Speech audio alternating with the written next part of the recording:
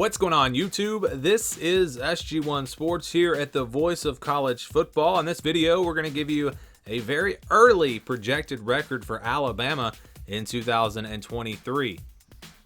Here were some of the projections in 2022. Of course, they were 10-2. Our projection had them at 11-1.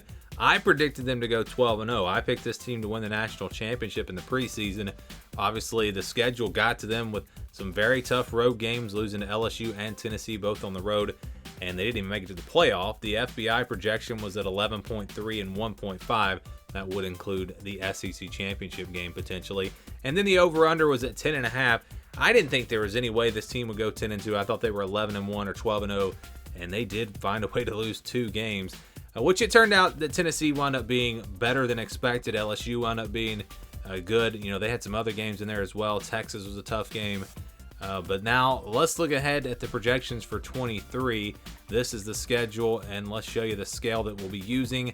The games in the white, those are your 50-50 games where I think the spread will be less than a touchdown, 3, 4, 5 points or less, somewhere in that range. The red and the green, those are games where I think the spreads will be 20 or more. And then you have your orange and blue. Those are the games where I think the spreads will be in the double digits, 10-17, maybe up to 20 points, kind of in that range. And then the yellow and the purple, those are games where I think the spread will be about a touchdown, 6, 7, 8 points. And we'll go through and then average everything out. So let's start with the green, the games that are, I think, easy wins. They're pretty much guaranteed wins. And I think these non-conference games are just that. Middle Tennessee, South Florida, and Chattanooga. South Florida is on the road, but I mean, they have no business hanging around with Alabama.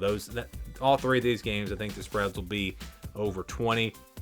You know, Chattanooga, that one could be in the 30s. So those are easy wins. No real struggle at all, I think, in those three games. Then you go to the games in the blue. You got a lot of these games: Ole Miss, Mississippi State, Arkansas, and Kentucky. I think they'll be favored by double digits in all four of these games. Ole Miss playing at home, you know, that one will be closer to 10 probably. Really, all of these are going to be closer to 10 than they are 20. These are quality teams in the SEC, but again, Alabama just with a big advantage in talent, and Vegas always likes the Crimson Tide, so I do expect them to be double-digit favorites against Ole Miss, Mississippi State, Arkansas, and Kentucky. But you never know, one of these teams could be a surprise team. You know, Kentucky could wind up being a top 10, top 15 team, and that would obviously change that. But looking at what is expected from these teams right now, I think these games probably, again, will be games where Alabama is favored by 10 or more points. So we count those as wins. The blue and the green games, we count those as wins, and then we'll average everything else out. So how about games in the purple? Really, that's the rest of the schedule here. I think Alabama is going to be favored by about a touchdown in the rest of their games. Texas A&M on the road. Because Tennessee and LSU are at home, I do expect Alabama to be favored in both of those games by 6 or 7 points. Auburn on the road, the Iron Bowl is always tough. And you never know what Auburn's going to look like with Hugh Freeze. That's a tough one right now to try to predict where the spread would be. It could be one where it's in double digits for sure. But if Auburn makes some improvements, playing in Jordan-Hare, the Iron Bowl, I think you can probably put that one around 8 or 9 points potentially.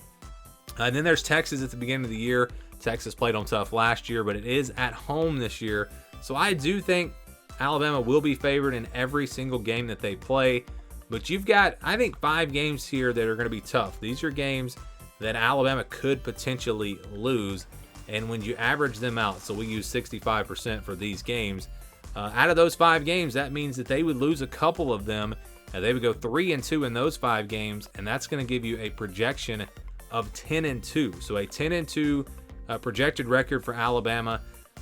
Again, with these games, yes, they'll be favored, but when you have that many tough games, 5 tough games right there, the odds would tell you that they're going to lose 1 or 2 of those games.